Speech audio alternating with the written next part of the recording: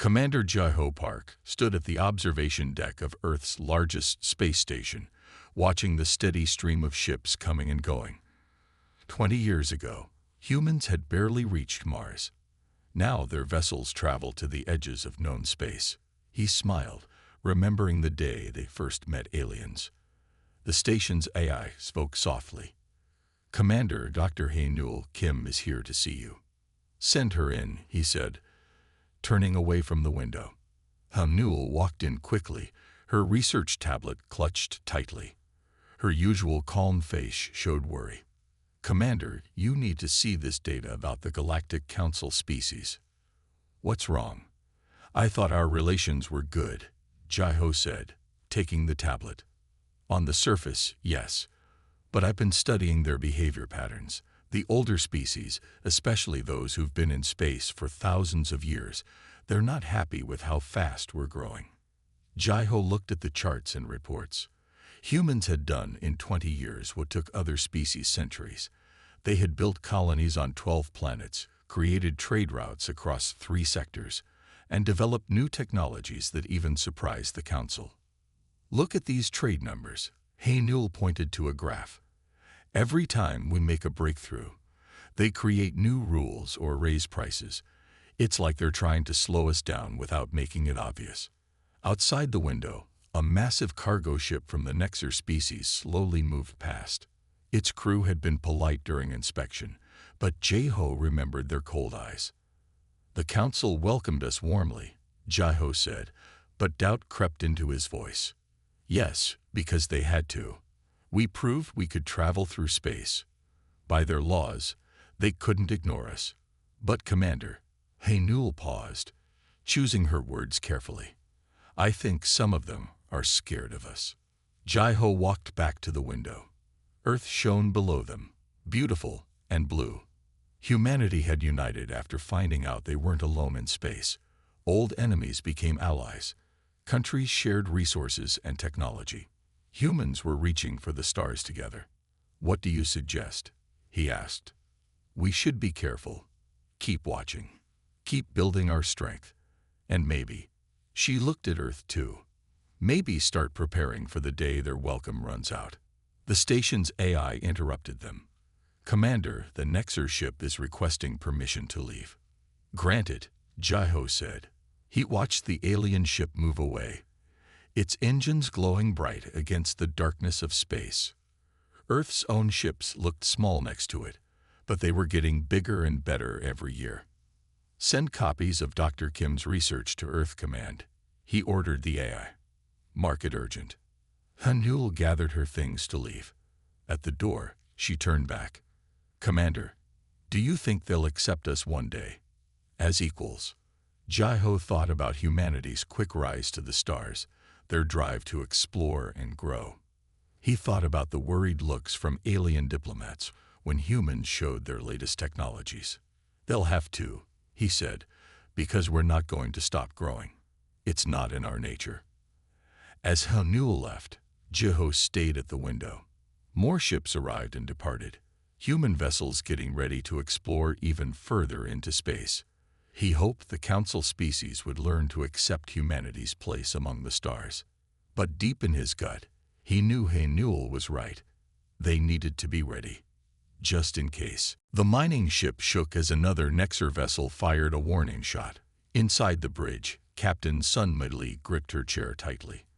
Her ship had legal rights to mine in this area of the Orion sector. The Nexer were breaking galactic law. "They're charging weapons again," her sensor officer reported. "Not just warning shots this time." Sun Midley opened a channel. "Nexer vessel, we have Council permits for this operation. Stand down." The alien captain's voice came back cold and sharp. "Your permits are canceled. Leave now, or we will fire." 3 months of rising tensions had led to this moment. Humanity had found rich deposits of quantum crystals, rare elements needed for advanced space travel. The Nexer claimed the whole sector belonged to them, even though the Council had already approved human mining operations. Sun Mai sent a quick message to Earth Command, then turned to her crew. "Start the engines. We're leaving." As they turned away, Her communications officer spoke up. "Captain, message from Ambassador Lee. She's meeting with the Council right now about these attacks."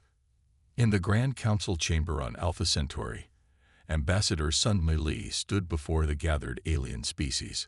Her voice was steady, but anger burned in her chest. "This is the 12th attack on legal human mining operations," she said. "We demand the Council take action against the Nexer." The Nexer representative, tall and gray-skinned, stood up. "Humans are too new to space. They don't understand our ancient claims to these regions. The Council approved our permits," Sunmi argued. "You're breaking your own laws." More alien representatives started shouting. The chamber filled with angry voices. Sunmi noticed something strange. Species that usually disagreed were now backing the Nexer. The Council leader called for order. "We will investigate these claims. For now, all human mining operations in the disputed sectors must stop." Sunmi couldn't believe it. "That's not fair. We followed every rule." "The Council has spoken," the leader said firmly. Back on Earth, the Defense Council gathered for an emergency meeting. General Taiyang Choi showed them the latest reports. "It's not just the Nexar anymore," he said. "3 other species have started blocking our ships. They're cutting off our trade routes." "They want to shut us down," someone said. "Keep us weak." Taiyang nodded. "Our spies report increased military activity in several sectors. Ships moving, weapons being prepared. They're getting ready for something," another council member said. In space, more human ships retreated from their mining operations. The Nexer moved in quickly, taking over the abandoned sites. Watching from her ship, Captain Sunmi felt cold anger growing. "Send another message to Earth Command," she told her communications officer. "Tell them." She paused, looking at the Nexer ships. "Tell them we need to get ready. War is coming." The next day, 3 human colonies reported attacks. Not from the Nexer, but from species they had thought were allies. The betrayal had begun, and humanity's patience had run out. The colony on Proxima Centauri burned. Captain Taiyang Choi watched from his ship's bridge as escape pods launched from the surface. His sensors showed 5 different alien species attacking the human settlement. Species that, just yesterday, were their allies. "Get those civilians to safety," he ordered. His ship, the Earth Defense Force's newest destroyer, moved between the attackers and the fleeing humans. The colony's governor called. "Captain," they gave no warning. They just started shooting. The governor's face was covered in dust and blood. "We've lost contact with 3 other colonies too." Taiyang's tactical officer spoke up. "Sir, I'm detecting more ships coming out of jump space. Lots of them."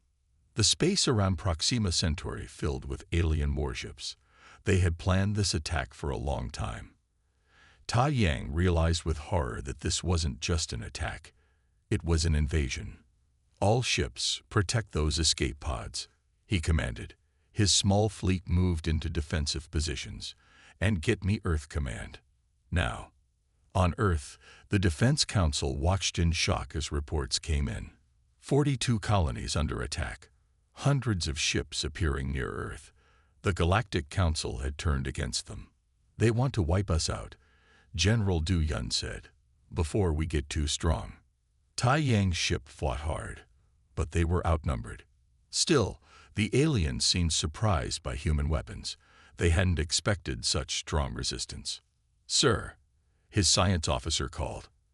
"I found something in their communication signals. They've been planning this for 5 years, ever since we joined the Council." Taiyang saved the data. If his ship survived, Earth needed to know.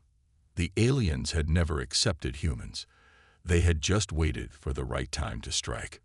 Back on Earth, humans did what they did best. They adapted. Factories switched to making weapons. Old enemies became allies. Everyone worked together to survive. Earth's president made a speech. "They think we're weak. They think we're too young to fight back. They're wrong. Humanity didn't climb out of its caves, build civilizations, reach for the stars, just to be pushed back down. We will fight. We will survive. And we will remember who our true enemies are. Ta Yang's ship took heavy damage, but they saved most of the escape pods. As they limped away from Proxima Centauri, he looked at the data again. The aliens had shared technology with each other, made secret plans, all to stop humanity from growing stronger. They're afraid of us, he told his crew. They see how fast we learn, how quickly we grow. They're afraid of what we might become. His tactical officer smiled grimly. Then let's show them they were right to be afraid. Earth formally declared war the next day. Humanity had never fought aliens before. They had never faced enemies with such advanced technology. But humans had something the aliens didn't understand: the will to survive against any odds. The aliens thought their surprise attack would crush humanity quickly. Instead, it unified Earth like never before. The real war was about to begin. Dr. Du Yun Kang hadn't slept in 3 days.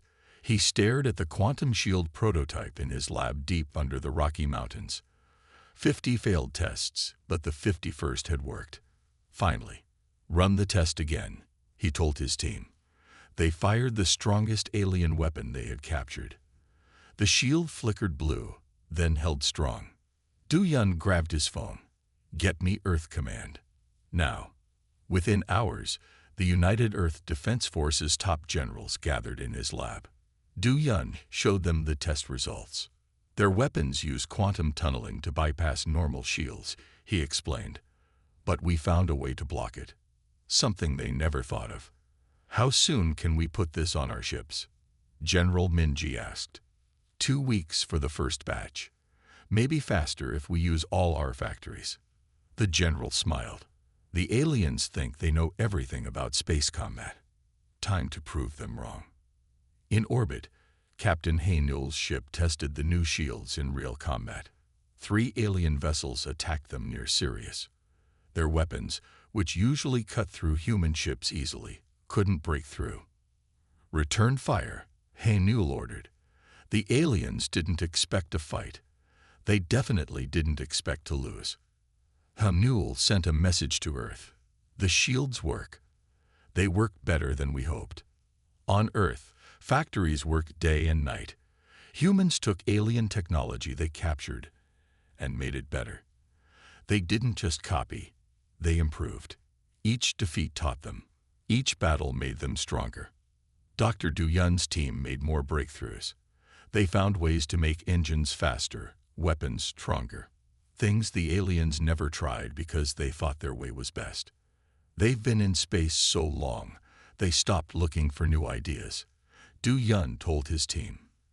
That's their weakness. We're still learning, still trying new things. The United Earth Defense Force grew stronger every day. Admiral Ta Yang led the first major attack at Sirius. The aliens expected to fight weak human ships. Instead, they met an armada with technology they didn't understand. All ships, attack pattern Delta, Ta Yang commanded. The human fleet moved in ways the aliens had never seen. Their quantum shields absorbed enemy fire, while their new weapons tore through alien defenses. The Battle of Sirius lasted 6 hours. When it ended, the humans had their first big victory. They had lost many ships, but they had destroyed 3 times as many enemy vessels. The aliens retreated, confused and afraid. They had thought humans would be easy to defeat. Now they faced an enemy that learned from every battle, that grew stronger with every fight. Send word to all human colonies, Admiral Ta Yang ordered. Tell them to hold on. Tell them Earth is coming. The tide of war was about to turn. Admiral Minji Ryu looked at the hologram of Proxima Centauri. Hundreds of enemy ships guarded the fallen human colony. They thought their numbers made them safe. They were wrong. Launch Ghost Fleet, she ordered. Across 50 systems, empty human ships powered up. No crews, no life signs, just advanced AI systems that Minji's team had developed. The alien sensors would see nothing but dead ships floating in space. Ghost Fleet moving into position, her AI reported. Enemy shows no reaction. Minji smiled. The aliens were so sure of their technology that they never thought humans would try something new, something different. The Ghost Fleet drifted closer to enemy positions. Then, at Minji's signal, they attacked. Thousands of unmanned ships, each one a guided missile packed with new weapons. The aliens never saw the threat until it was too late. Multiple enemy ships destroyed, the AI reported. Their fleet is breaking formation. That's when Minji launched the real attack. Human warships jumped into the system, their quantum shields glowing bright. While the aliens were confused by the Ghost Fleet, human forces hit them from behind. All ships, attack pattern Omega. Minji commanded, take back our home. The battle for Proxima Centauri lasted just 2 hours. When it ended, the largest alien fleet in the sector was destroyed. Humanity had taken back their first lost colony. But Minji wasn't done.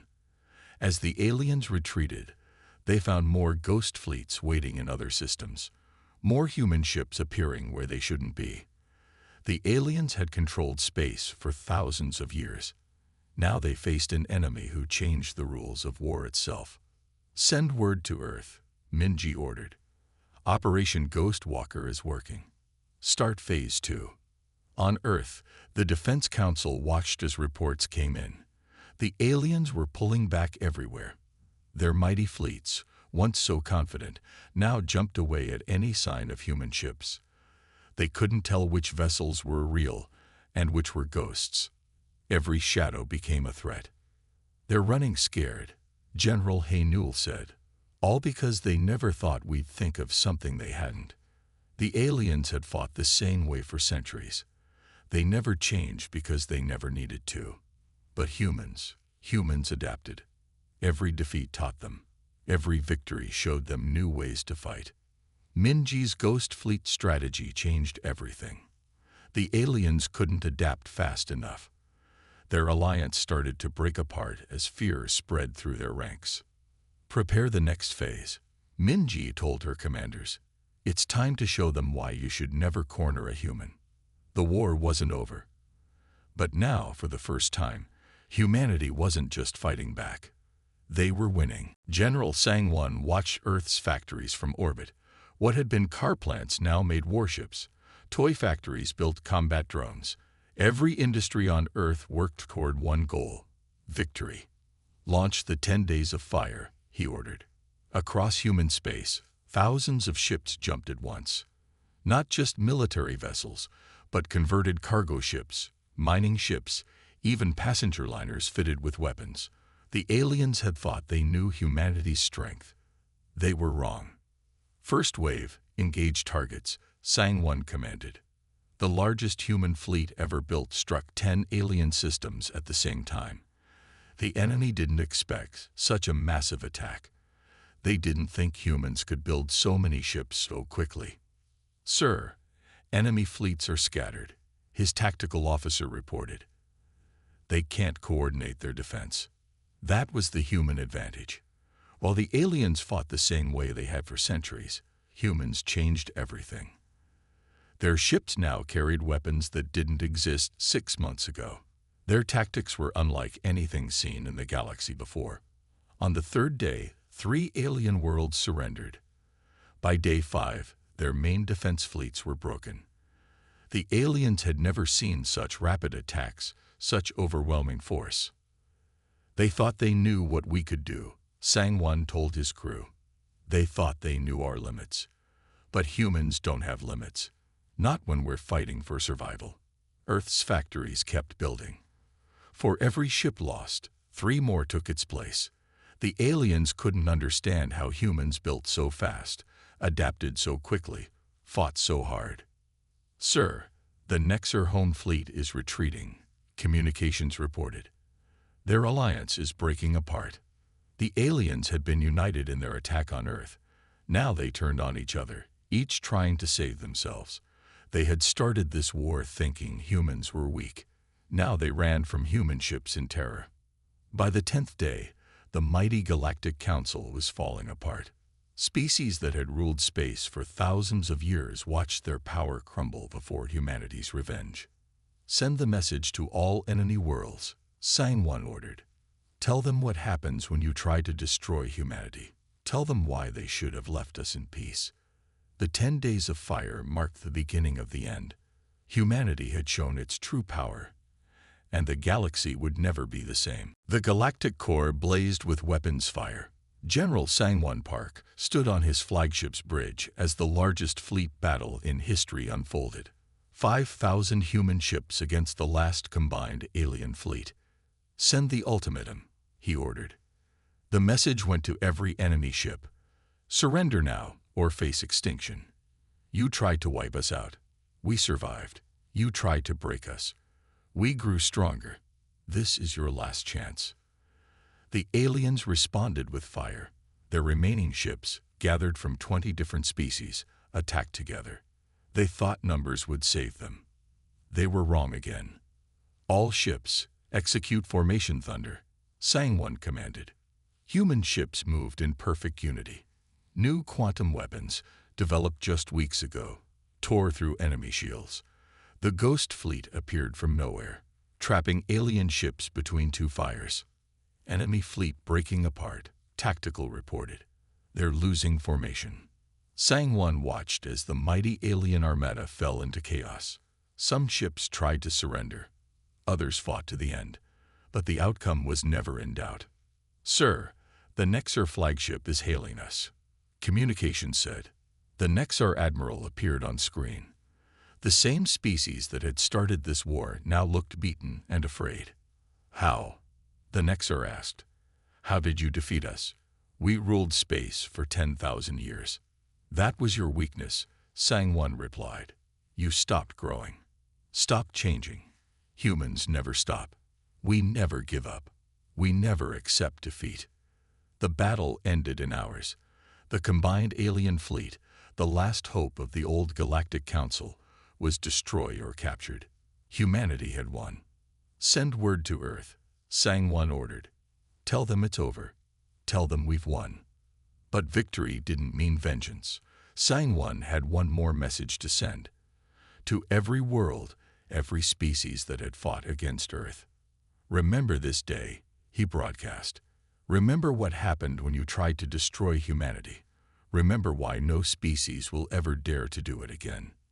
The war was over.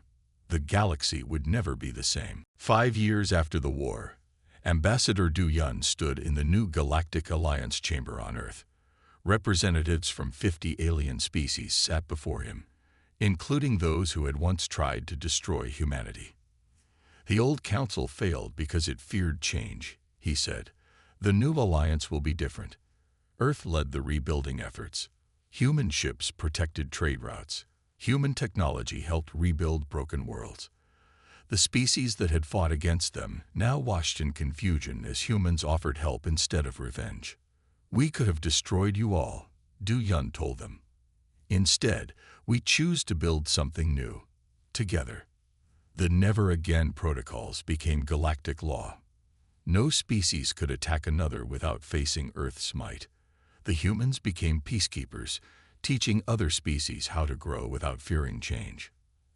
Admiral Minji, now heading Earth's defense fleet, watched alien ships dock at human space stations.